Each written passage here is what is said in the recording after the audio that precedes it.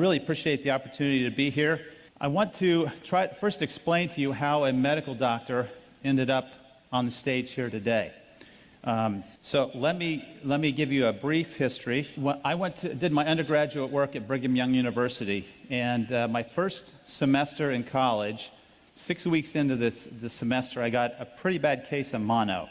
And so I was in bed in my dorm room for about 6 weeks, missed a lot of classes. The end of that semester, my grades were not that good. At the end of the first year, I went to the pre-med advisor because I wanted to be a doctor right from the get-go.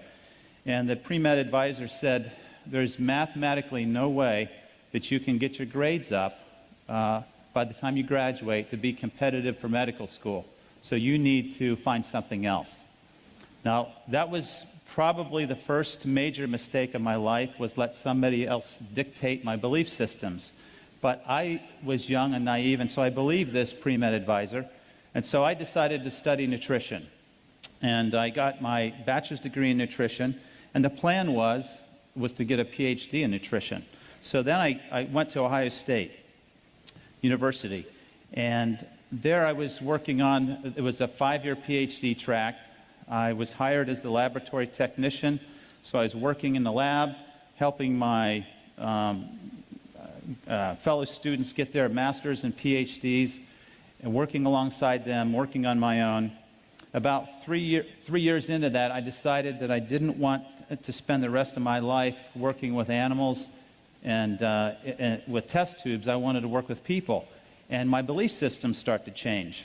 And the belief system was, I was doing well in graduate school. I thought I was competitive and I could get into medical school. So I applied, and I was accepted. And I told them, if you'll just give me 1 more year, I'll finish my PhD research, because the coursework had all been completed. Just give me 1 more year, I'll finish the research. I'll start medical school with a PhD in nutrition. I thought that'd be a great way to start medical school. Well, the research wasn't going well. And at the end of that year, I wasn't ready. I wasn't done with my doctorate. So I asked them if they would extend me for another year, which they said, sure, we'll hold your spot for another year. Kept working on the research project that didn't work. At the end of that year, I asked for another year extension. They said, sure. So to make a long story short, the third time I asked them for permission to extend me 1 more year, they said, no, you've got a decision to make, because we're not going to keep holding this spot. You either start in 2 weeks, or we're going to give your spot to somebody else. Now, at this point, I had spent 8 years in graduate school. I had 3 children and a wife. I was starting to accumulate debt, and I was thinking, do I really want to tackle a new career? But that was my passion, and so it was a very difficult decision to walk away from 8 years of graduate research without that diploma. I had completed all the requirements for a master's degree, but again, the coursework was done. I loved nutritional biochemistry. I loved drawing the structures in the electron transport chain and the glycolytic pathway and lipid synthesis. That all made perfect sense to me. But I had to walk away from that. So I went to Ohio State to medical school. Ohio State is one of the top 10 medical schools for primary care, and I wanted to be a family doctor. So I was very fortunate to go to a good school. I was trained, like allopathic physicians, to diagnose disease and treat it with medications and surgery. So when I got my medical degree, I then completed a 3-year residency at Grant Medical Center in Columbus, and that was one of the best training facilities, in my opinion, for family practice in the country. I've delivered over 80 babies, done 70 or more circumcisions. I've taken care of critical care patients in intensive care units. I've run codes in the hospital. I felt very well trained and equipped to go out and start a family practice. So I started, now if you add this up, this is 5 years of undergraduate, 8 years of graduate, 4 years of medical school, 3 years of residency. That's 20 years after high school. And intermixed in there, I did a 2-year missionary service to Austria. So I was 40 years old before I started my career.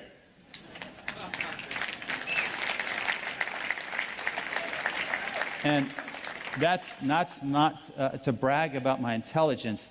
the message there is I'm very persistent and very determined, and my wife put up with an awful lot through those 20 years. I went to a small community in Northeast Ohio to begin my medical practice, armed with my prescription pad. And within about 2 years of seeing common diseases, I thought, this is crazy. I'd forgotten all that nutritional biochemistry, but then I realized high blood pressure, heart disease, diabetes, acid reflux, these are lifestyle issues. If I could just educate my patients on how to live a healthier lifestyle, they wouldn't need all this stuff. So I tried to do that, but I'm very generous with my patients. I give them 15 minutes for a visit. A lot of physicians only give you 7 minutes, and that's just a tragedy.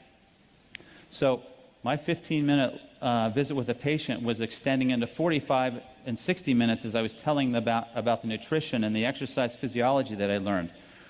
And before I knew it, I was an hour and a half behind in the office, and nobody was happy. So as a result of my desire to educate patients, I developed a program, a wellness program. It's a 12-week program, and it's about 6 weeks of nutritional information, 3 weeks on exercise, a couple classes on disease prevention, and it's really about self-healing. And this, I was fortunate to get a government grant to fund this through Health and Human Services. I'm really proud of this program. It's 12 weeks. We've had over 1,600 graduates of the program. After each class, we get a critique, and we find out what people are thinking and how they feel about the information, and they've taught me a great deal. This is the lay public. I've learned a lot about what people want in wellness. I believe that the body is designed to heal itself, and everything that I've spent my life doing has supported that. Now, this morning, I always get a little bit anxious before I'm speaking to a large group. This morning, I knelt down, and my prayer was, help me to help this group understand one thing, that you have a body that is a self-healing, miraculous temple, and that if you will take care of it, it will last you a long time and allow you to really live a full life.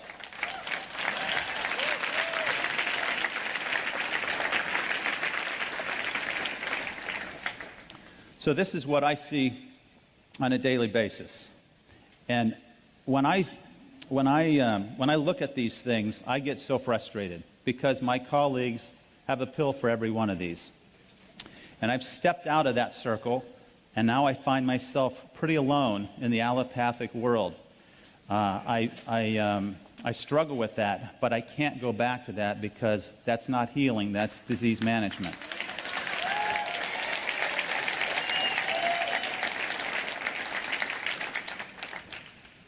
I think most of you know this. Heart disease is the leading cause of death. Cancer is number 2. You would have probably guessed one of those 2 to begin with. What do you think is the 3rd leading cause of death? Allopathic medicine. Well, right on. We are dangerous people. You need to stay away from hospitals and stay away from allopathic physicians. Now, I don't want to be too critical of my colleagues because they've invested a lot of time. They do save lives, but I think we've been misled, and I think it's the pharmaceutical industry that has misled us. Okay, so there's the leading causes of death. Now, if you look at how doctors and the healthcare system kills us, this is how it breaks down. Now, this is old data. This is 9 years old, most of these studies. And I can tell you that we've gone to a lot of measures to reduce these numbers. But the one number that we haven't really impacted is the adverse effects from drugs. I think as I'm in the hospital taking care of patients, and I will admit someone from a nursing home who's sick, the nurses will hear me say 3 or 4 times a week, it's a thought that comes out, what are we doing to these people? Because they're on 20, 25 medications. You take them off the medicines, they start to wake up. You measure their nutritional status, and you find they're very deficient. And so we have completely missed the mark in allopathic medicine. Let me show you how we're trained and what we do as a result of our training. We prescribe 20 billion drugs a year. The average number of drugs per visit is 2. 71% of office visits end up in a prescription, and the most frequently prescribed class is antidepressants. Now, you heard Dr. Allen talk about depression and brain chemistry. It's my opinion that about 10% of people who have anxiety and depression have a condition that medication has a role for. Most of the time, a healthy, balanced lifestyle will correct these problems. And in that lifestyle, of course, is the water. When I came across this slide, I was really upset.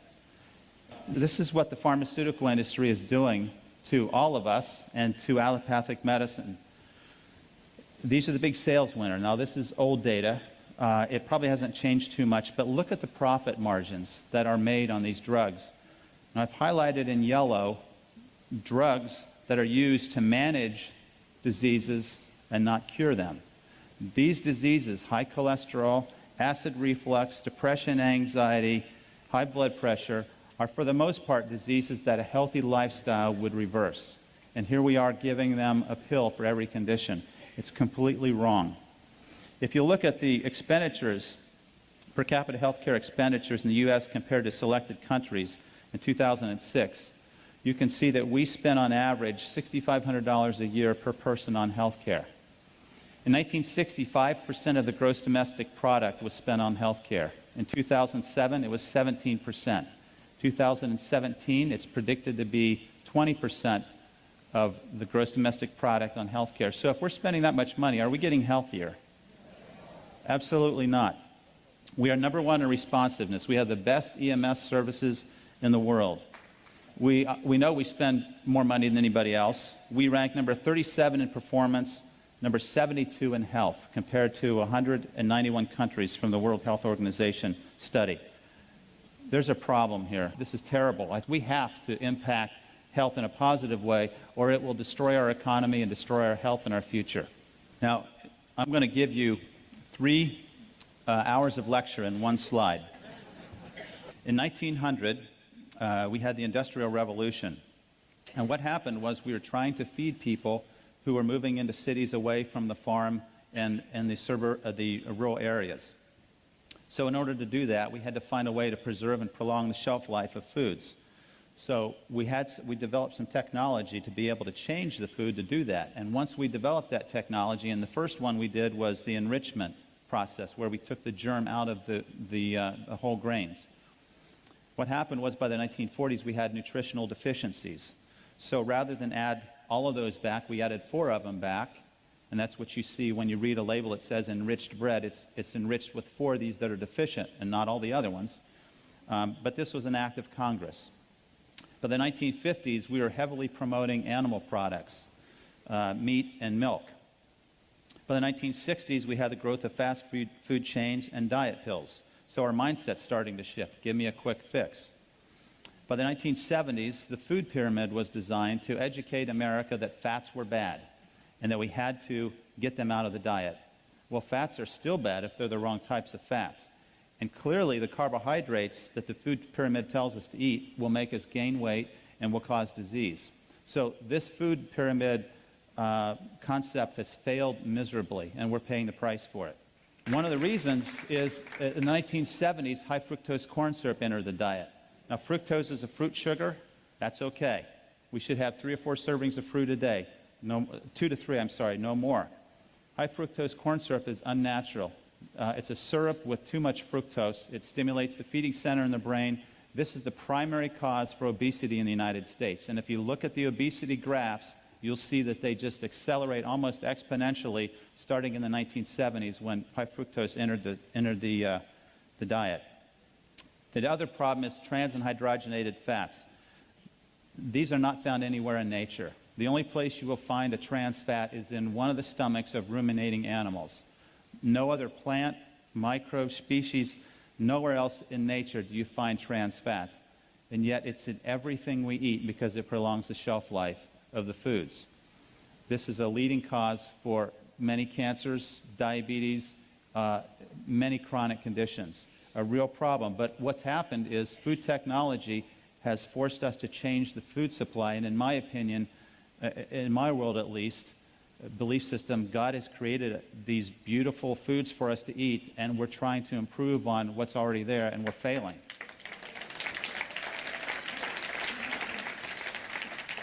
And we have microwaves, and if you haven't done this experiment, I encourage you to try it, what that type of energy will do to the antioxidant capacity of the water, and you will be afraid to use the microwave in the future.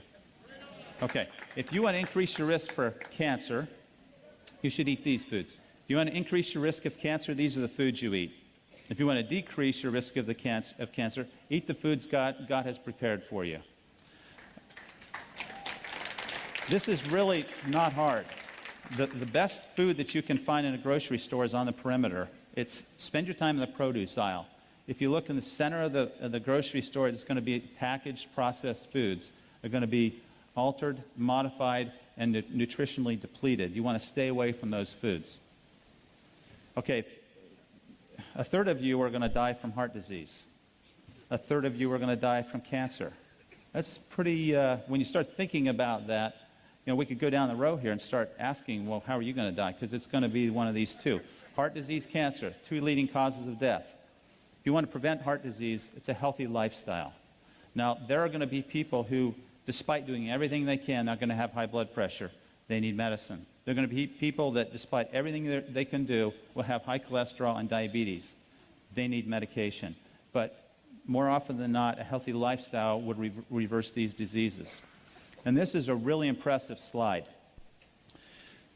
Several studies were done, large studies, looking at the effect of lifestyle changes in chronic diseases. And the conclusion of these studies was that 91% of diabetics have a condition that a healthy lifestyle would reverse or prevent.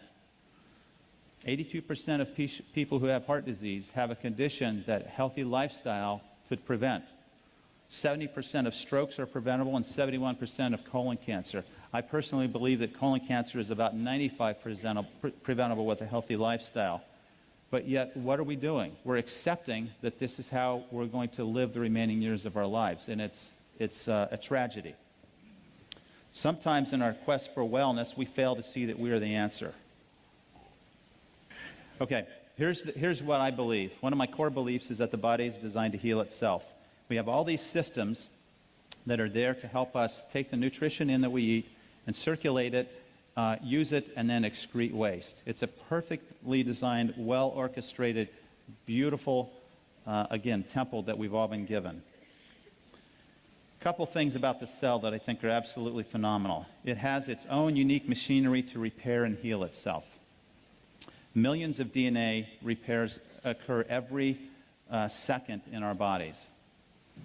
Every day, 10,000 free radicals attack the DNA of every cell of our body. As it's sitting here right now, free radicals are trying to destroy you.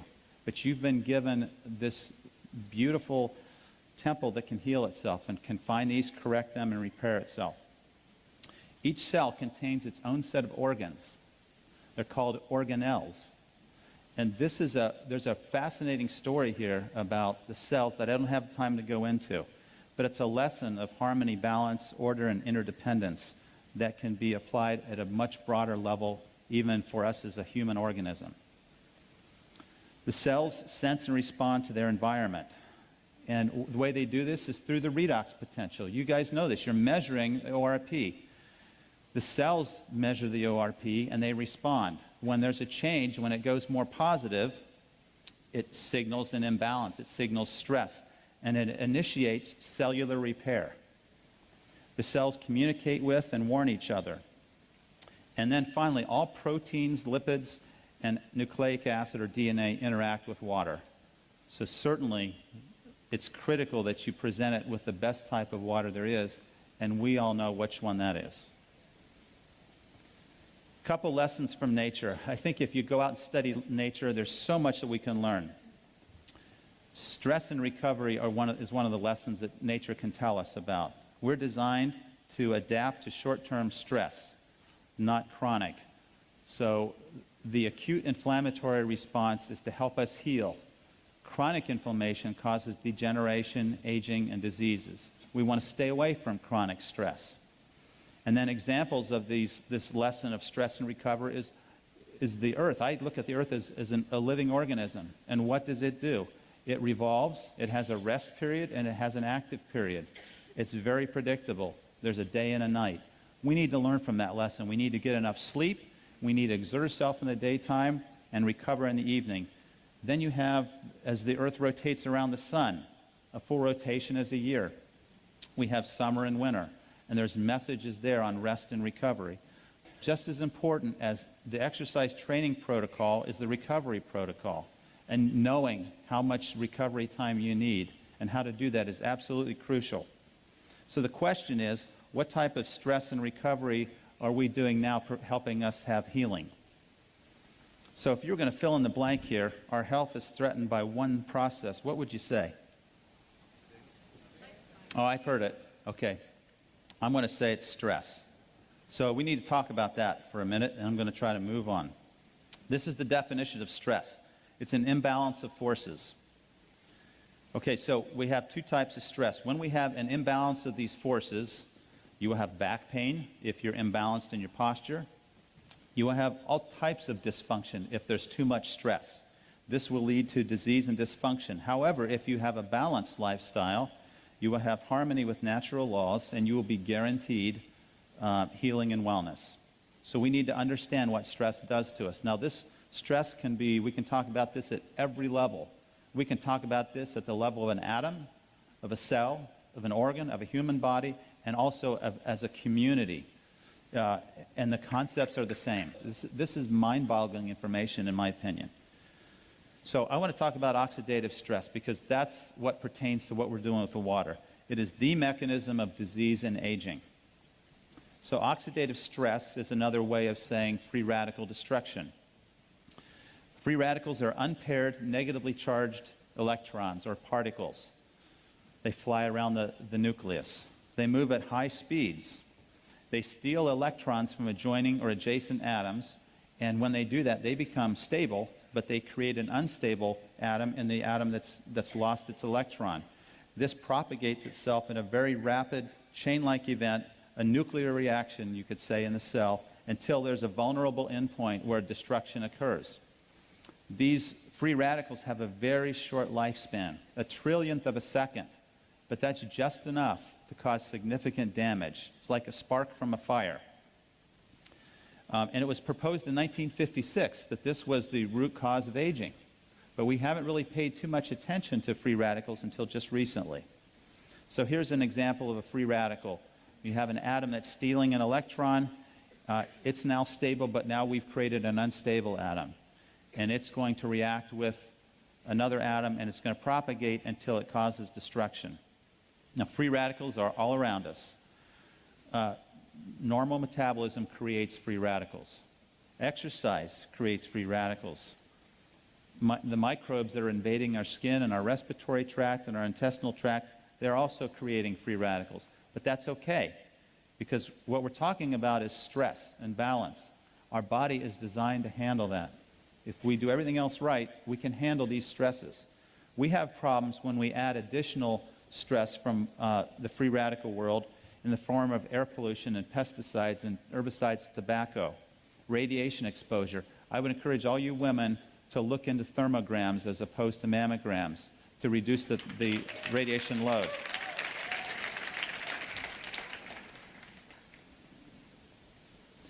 Drugs, alcohol, and medication.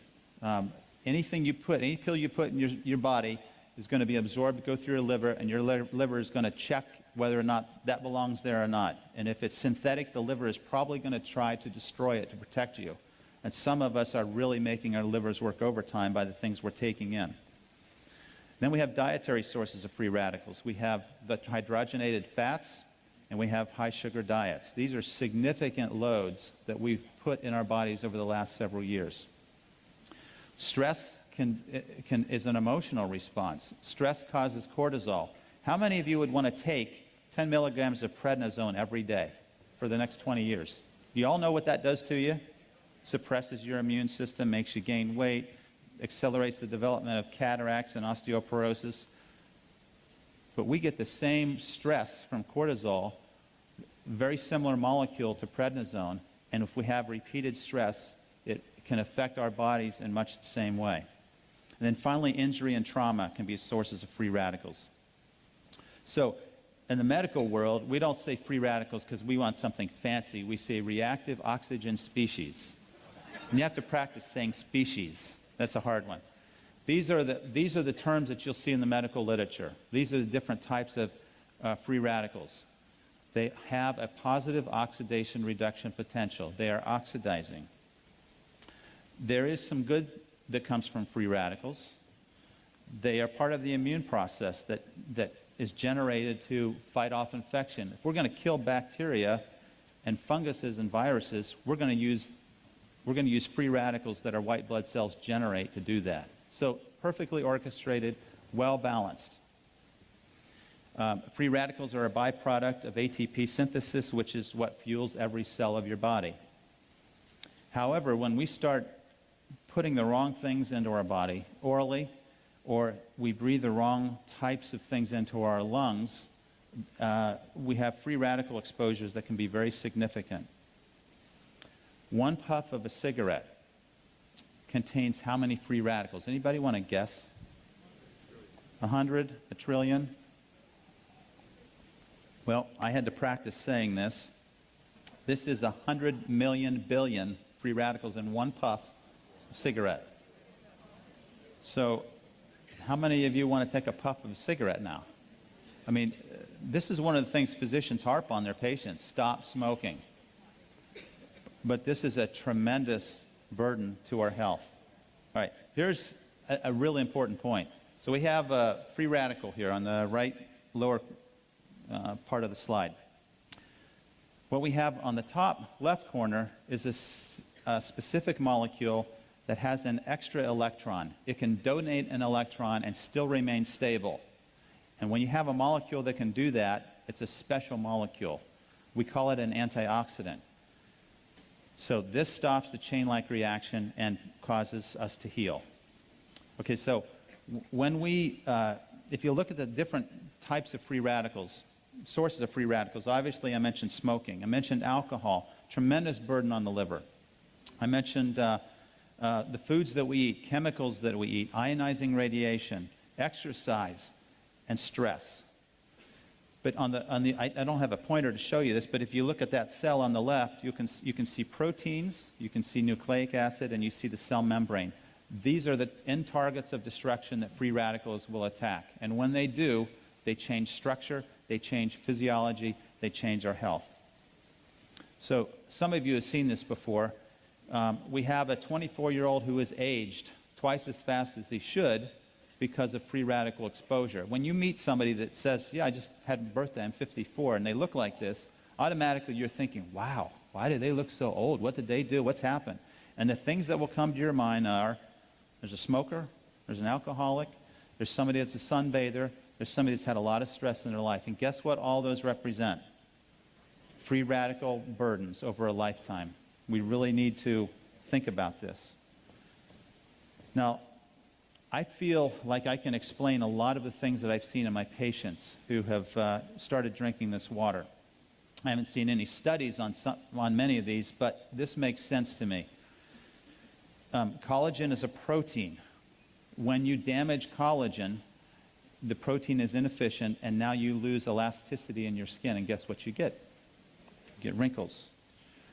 When you damage the elastin in a blood vessels stretch and contract. When you damage that protein, elastin, it won't stretch anymore. And as the blood squirts through that tiny opening, it doesn't stretch. Guess what happens to the pressure inside the artery? It goes up. So by the time you're 65, you have high blood pressure that you've never had. And you say, I don't believe I've had it, doc, because I've never had a problem with it. Well, after this many years of this type of lifestyle, you're going to have free radical destruction of that protein, and you're going to end up with hypertension. 2/3 of Americans who are senior citizens have this. When you damage the intimal lining of the arteries with free radicals, this is one of the propagating events of the atherosclerotic plaque. When you damage the DNA, you can have mutations and inefficient repair processes.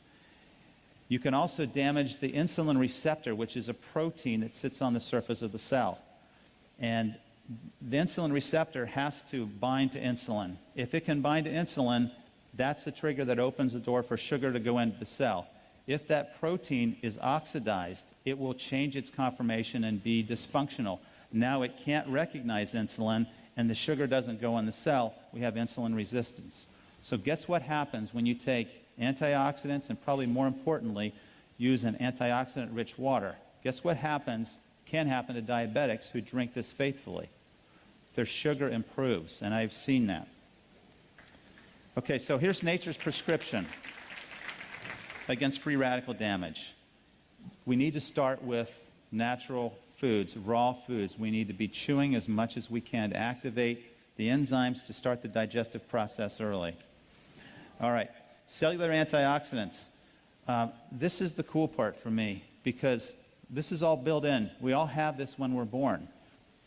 The cell membranes protect themselves with antioxidants, particularly vitamin E and beta-carotene. Outside the cell, our cells are protected in the blood system in particular with vitamin C and glutathione. These are antioxidants that protect the blood and the extracellular matrix.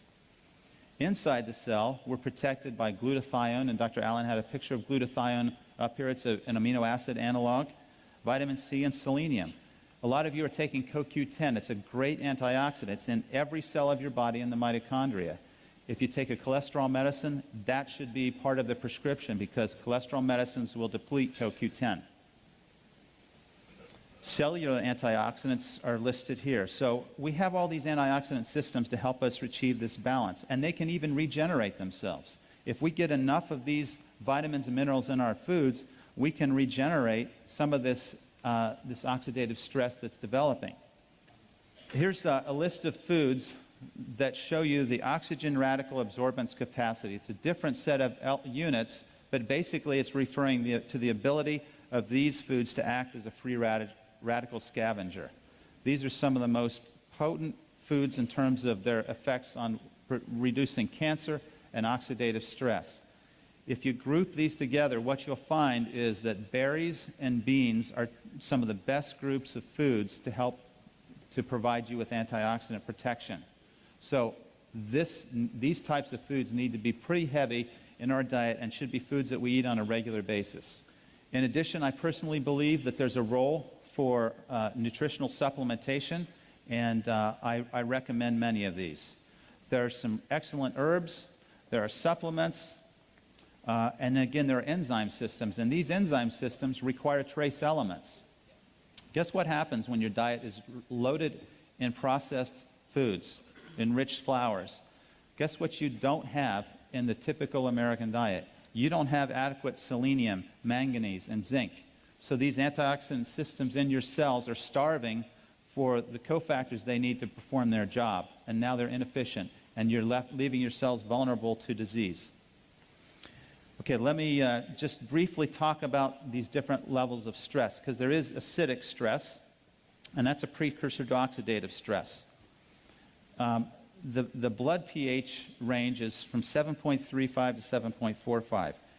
Acid is a byproduct of cell metabolism and repair. So just day-to-day metabolism produces acid. So what do we have to do with that acid? We have to get rid of it. And most of the acid we urinate. And so our urine will be slightly acidic because our body's doing what it should be doing. It has to retain a relative state of neutrality, or we will have problems. So we have buffering systems. In fact, there are 3 buffering systems in our body. And this brings out the point that it's crucial that we have a buffering system, because we cannot handle high levels of acid or high levels of base. We have to stay within that narrow range. So, from a medical standpoint, if you talk to your doctor about the pH capacities of Kangen water, this is what they're going to think of, because this is in the textbook that we all learned. And I'm going to just say that this is important, that at some point you have to respect where they come from. The primary buffer is the lungs. You can correct an acid-base problem very quickly by changing your respiratory rate. The second most powerful system are the kidneys. And the third are the chemical buffers in your cells. And this is primarily where Kangen water comes in. So I'm not going to underscore or devalue the importance of ionized water because it's clearly there. But from a medical standpoint, your physicians are going to kind of look at this and say, well, it only provides a small portion of the buffering capacity in the body. But we all know better. There's research that supports that the pH ranges that we get in the water can affect our pH, our blood pH in a very positive way. Here's the pH ranges of various body fluids. And I think this is important also to have an appreciation because, again, this is where your doctor is going to come at you with. Kind of interesting. The ideal pH is 7.4. Urine is a way to get rid of acid waste, so it's going to be more acidic. Your stomach is going to be the most acidic part of your body. Your intestines are alkaline. Skin is acidic because it's a protective barrier against microbes. It helps to deter those microbes.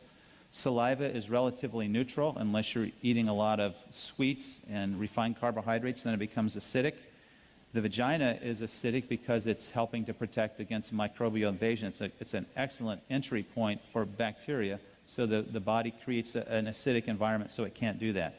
I have to tell you that one of the biggest problems in medicine that I see is that we are trying to change the pH of the stomach with drugs like we call them proton pump inhibitors, Prilosec, Nexium. I guess I shouldn't say these, but Tums. You've heard of all these things. This is one of the worst things we can do for our health. Our stomach has a pH of 2.5 for two reasons. First of all, it's there to break down protein. If you lose that pH, you don't break down protein effectively. Secondly, it's a way to protect your body from microbial invasion. So you eat something that's got a bacteria in your food, your stomach is going to kill it. But if you're taking these medications to neutralize your stomach, you lose that barrier. A recent article came out that showed people who take these drugs for a long period of time have high incidence of aspiration pneumonia because those bacteria get into the lungs, and osteoporosis. This is a lifestyle problem, and I would never recommend anybody take these medicines for more than a month. If you have to take these medicines, your body is out of balance, and you need to get to the root cause and not mask it with a prescription pill. We have these acidic loads. So chronic states of acid reflux, or chronic acidic states. Just a couple of examples. Dr. Allen had a graph similar to this. The alkaline foods are the foods you get in the produce. These are the foods you grow in the backyard. These are the healthy, natural foods that have been here forever on this planet. The acid foods are the processed foods. They're man's modification of something that was already doing fine, and we've intervened, and now we've compromised the foods, and they're very acidic. This is a nice summary. When I first, in my wellness class 2 years ago, I had a lady who said, you know, I really like all this stuff. You really need to learn about ionized water. And I just said, oh, brushed it off because I thought that's kind of crazy. Every week she would say, we're having this meeting, you really ought to come. I finally decided to go just to keep her quiet because she was almost to the point of being annoying, just right on the edge of there, but not quite. So I went. And I wasn't so impressed with what I heard. I was impressed with what I saw with the demonstrations. That's what hooked me. And since then, I have been promoting this. I had to start very carefully in telling my patients about this because I didn't want to be selling a machine to somebody as their doctor, and then they're not having any benefit, and they think the doctor's ripping them off. So this was I had to step outside of that circle very carefully in doing that. Fortunately, I have some friends here. Actually, they're patients of mine. And John and Pat, would you guys stand up? John and Pat Beadle. There you go. Thank you. I've been wanting to say for a long time to a large crowd, the Beatles are here. They have really helped me have more courage because they got a unit shortly after I did, and they have been, the Amish community in our nearby county has just blossomed with the water units, and they have story after story after story. It's incredible, and so I really appreciate what they've done to support me and help me, and we're having a lot of fun together. We all know about Dr. Warburg. We know what he said, that cancer thrives in an acidic, oxygen-depleted environment. So how do we create that? We eat the processed foods. We eat what the typical American diet would tell us to eat. How do we create oxygen depletion? We stop moving. If you want to run away from death, run away from death. The closer you get to not moving, the closer you are to being a corpse. So just remember that. Now, I haven't seen the research to support this statement, but I think the corollary is true, that cancer can't grow in an alkaline, oxygen-rich environment. So I have a friend with a brain cancer. I bought him a unit. I sent it to him. I said, I want you to drink as much of this water as you can. I want you to take these antioxidants, and I want you to take a walk every day, get your heart rate up, get oxygen in your lungs. That's the best treatment that I know of for that brain cancer. And I can tell you that he's had 2 brain cancers, and his cancer has not grown in the last 2 years. So it's a phenomenal story. Okay, I'm going to just let you kind of glance at these, because now I do have to wind down pretty quickly. We dehydrate pretty easily, and I'm very dehydrated now. When we wake up in the morning, we're dehydrated. You need 20 ounces probably of water first thing in the morning. And for me personally, my health is pretty good. When I started drinking the water, I felt so energized in the morning. I judged the intensity of a workout in the gym by how sore my muscles got until I got Kangen Water, and then that blew that right out of the water because I didn't get sore anymore. So I knew the water was doing something for me. Okay, there's dehydration states. There's evidence for microclustering. This was the one concept that I struggled with a little bit initially because I wasn't sure of the science behind this, but I'm confident in the science behind this now. Alkaline water has reduced or a lower nuclear magnetic resonance state. If we had microscopic eyes, you could see that every atom in the universe is vibrating. When you energize this water, you change the vibrational state of the water molecule from a high resonating vibration to a lower resonating vibration. That allows the water molecules to cluster together closer and tighter. If it's a higher frequency of resonation, it won't cluster. So that's why we're able to microcluster the water. Okay, so let's see. Lower surface tension, we can measure this. And again, this is reported data. So for a physician who likes to see the evidence, it's there. Here's the hexagonal or ionized water. So this is the frequency of those vibrations. A much lower frequency, the molecules can, because they're polar, they can get closer together and cluster. Okay, we all understand the chemistry. Let me just try to skip to the end here. We talk about the ORP. Okay, there's evidence of internal benefit. And I don't know if this, I think Dr. Allen alluded to this article earlier, that electron-rich water has a high pH and significant ORP, and it has been shown to protect the DNA from damage due to free radicals. Here's an article on the anti-cancer effect of water where they injected mice with melanoma cells. Melanoma is a very fast-growing cancer of the skin. They injected it into their bellies and under their skin. They gave one group alkaline-rich water, another group tap water. The alkaline-rich water had very slow tumor growth rate and virtually no metastases. So this would be one of my first-line treatments for someone with cancer. Electrolyzed water, let me skip this one. This one talks about its ability to improve diabetes. And for those of you who are trying to provide support to medical people, if you'll go to pubmed.com, that's short for Publish Medicine. So PubMed is .org, not .com. PubMed.org. You can find these articles there, and you can arm yourself with abstracts to show them that there's evidence. It's all in the Japanese and Korean literature, though. Here's another one that shows its effect on diabetes in mice. There's one on, let's see. Oh, here's a neat one. If you ever have a rat that's drunk, if you give them ionized water, they get over their hangover really quickly. That's toxic to the liver. This is powerful. I think Dr. Filzer is talking about this on the video. this is a very strong study that showed that three of the most virulent and dangerous bacteria can be killed with the oxidized water with a high acid content. In other words, low pH. So the pH is 2.5. It has to be below 2.6, or it doesn't have this bactericidal or bacteria-killing effect on the cells.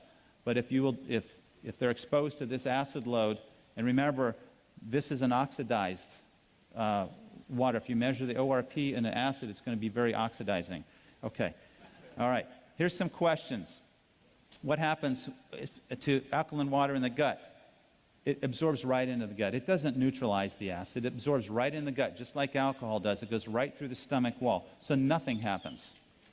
I had a doctor, a very smart doctor that I respect, said, I'll just take baking soda. And I thought, you're going to miss all the other effects because it's not going to go anywhere. It's not going to get into your cells, and it's not going to have the oxidation reduction potential. I don't recommend drinking water with meals, at least the alkaline water, because you want your stomach to be acidic. If you're going to drink water, drink 7.0. But I think it was Wade or somebody said drink water before you eat 20 minutes before. That's perfect because you'll hydrate yourself and you won't need to eat as much because it says 0. All right. Let's see. How long will it take to notice the benefits of ionized water? Probably not long for most people. And as you know, you've had the experience. A lot of them say, I don't think this has helped me at all. They stop drinking it, and then there's a contrast difference, and then they say, I need one of these. Can ionized water cure any condition? What we know is that it can support the cells so the cells can heal themselves, and that's what it does. When you're trying to get your doctor to listen, you first need to understand where they're coming from. They're busy, they're stressed, and they don't have time for the latest healing remedy. So you need a short 2-minute presentation to the point. You need to understand they want to see the data, and you have to know that they don't want to harm their patients. I was afraid that I might harm somebody initially with the water, so I was very reluctant. I wasn't very vocal. Now I'm much more vocal because I've seen so many positive things happen. So once you understand them, then you can help them. You can make yourself understood. Make it brief and compelling, provide them with data, and ask them to drink the water themselves. Here's the keys to health. This is second to last slide. Believe in your body's ability to heal itself. Create a healthy mindset. It all starts in the mind. I can't tell you the power of the mind. I think we know this, but we need to be reminded of this daily. We need to manage stress. Stress is a killer. Stress will send your hormones rocketing and your blood pressure up and make you tired. It's absolutely awful. So we need to rest, relax, laugh, express gratitude, and probably the most important thing we can do is help other people, which is what you're doing. We need to move, which means exercise. We need to eat from nature's menu, which is primarily plant-based. Supplement when necessary. And the last one here is bioidentical hormones. I've done that in my practice. It's phenomenal for menopausal, perimenopausal, women with PMS and men with erectile dysfunction. This can make a big difference. But it's a lifestyle issue that got them there to begin with. So we're back to lifestyle. Finally, drink this ionized water every day.